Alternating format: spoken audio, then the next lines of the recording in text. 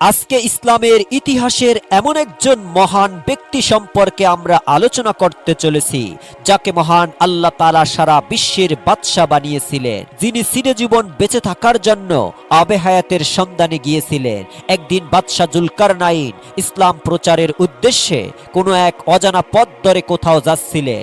যেতে যেতে তিনি অনেক কথাই ভাবছিলেন। কিছুক্ষণ যাওয়ার পর বাদশাহ জুলকারনাইন ক্লান্ত হয়ে পড়লেন। তাই তিনি কোনো এক জায়গায় বিশ্রাম নিচ্ছিলেন।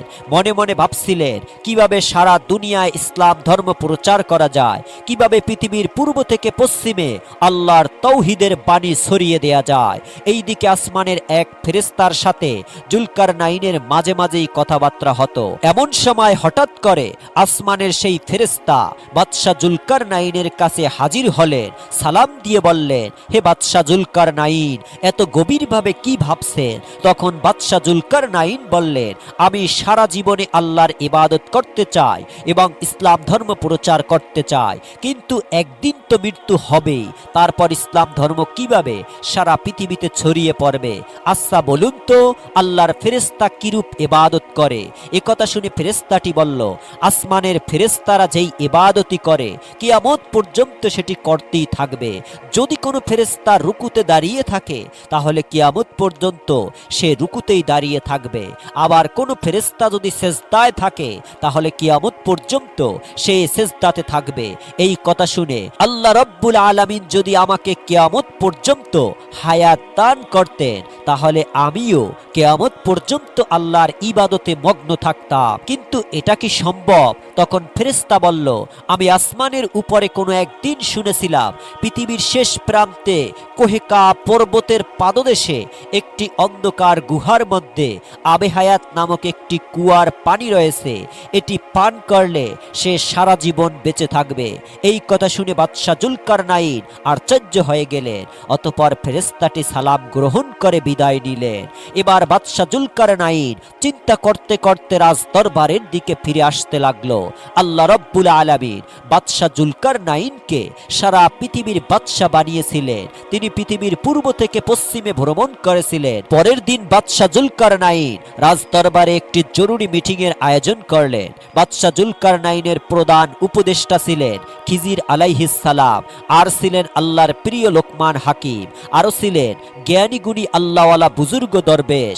বাদশাহ জুলকারনাইন তখন সবাইকে জিজ্ঞাসা করলেন আবে হায়াতের পানি সম্পর্কে আপনারা কি কেউ কিছু জানেন? তাহলে বলুন। উপস্থিত বিশিষ্ট ব্যক্তিদের মধ্য থেকে একজন বিশেষজ্ঞ বললেন, হুজুর, আমি হযরত আদম আলাইহিস সালামের এক নসিহতনামা পাঠ করে দেখলাম। তিনি বললেন, আল্লাহ তাআলা এই পৃথিবীতে আবে হায়াত নামক এক সুস্বাদু সাদা তরল পদার্থ প্রেরণ করেছেন, যা মানুষ একবার খেতে পারলে কিয়ামত পর্যন্ত তার আর মৃত্যু হবে না।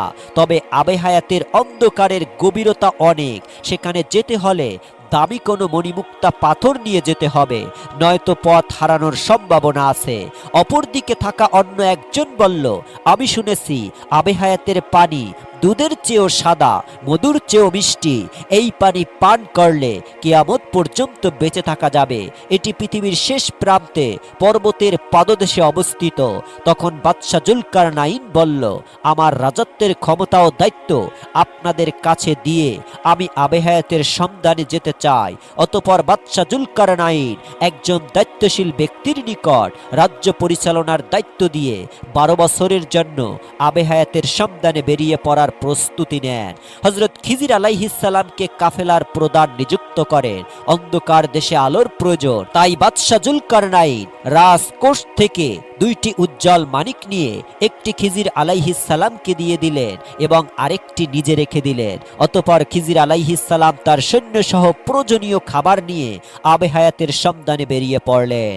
বাদশাহ জুলকারনাইন প্রথমে পৃথিবীর পূর্ব প্রান্তের দিকে যাত্রা করলেন। যেতে যেতে তারা অনেক ধরনের আজব এবং নতুন অনেক প্রাণী দেখতে পেলেন। তখন জুলকারনাইন সেখানে থামলো এবং সৈন্যদের জিজ্ঞাসা করলেন, আপনারা কি বলতে পারবেন এটা কোন প্রাণী?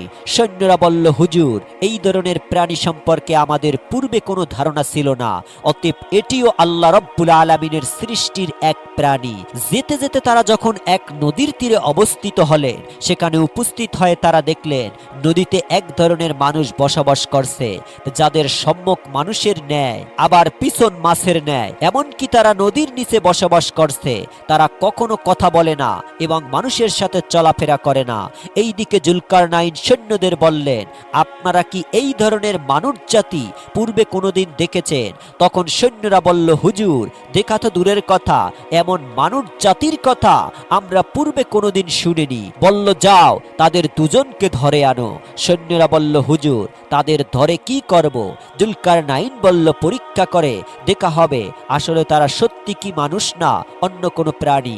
জুলকারনাইনের কথা মতো সৈন্যরা তাদের কাছে গেল, কিন্তু তারা কোনো প্রতিবাদ করল না, চুপচাপ ওখানেই বসেছিল। এবার সৈন্যরা তাদের দুজনকে ধরে আনলো। তারপর অনেক পরীক্ষা নিরীক্ষা করার পরে দেখলো তারা আসলে মানুষের কোনো গুণাবলী নয়, আসলে এরা একটি মৎস্য জাতি। তাই তাদের কিছু না বলেই পুনরায় নদীতে ছেড়ে দিলেন। অতঃপর সময় বিলম্ব না করে জুলকারনাইন তার সৈন্যরা সামনে এগাতে লাগলো। কিছুদূর পর একটি স্থানে প্রবেশ করলো। সেখানে গিয়ে তারা একটি আজব মানুষ জাতি দেখতে পেল। তারা চার পায়ে হাঁটে এবং তারা পাল বেঁধে জঙ্গলের গুহার ভিতরে বসবাস করে। জুলকারনাইন ও তার সৈন্যদের দেখে তারা এই দিকে ওই দিকে পালাতে লাগলো। তখন জুলকারনাইন তার সৈন্যদের বলল, এইগুলো কোন ধরনের মানুষ জাতি? এদের নাম কি জানেন? সৈন্যরা বলল, হুজুর, জানি না। জুলকারনাইন বলল, আপনারা তো এর আগে অনেক গভীর জঙ্গল দিয়ে যাত্রা করেছেন, তখন কি এমন মানুষ জাতি দেখেছেন? সৈন্যরা বলল, হুজুর, এমন মানুষ জাতি দেখা তো দূরের কথা, এর পূর্বে এমন মানুষ জাতির কথা কারো মুখে শুনেনি। তখন জুলকারনাইন বলল, যাও তাদের মধ্য হতে কোনো একজনকে ধরে আনো। সৈন্যরা বলল, হুজুর, তারা তো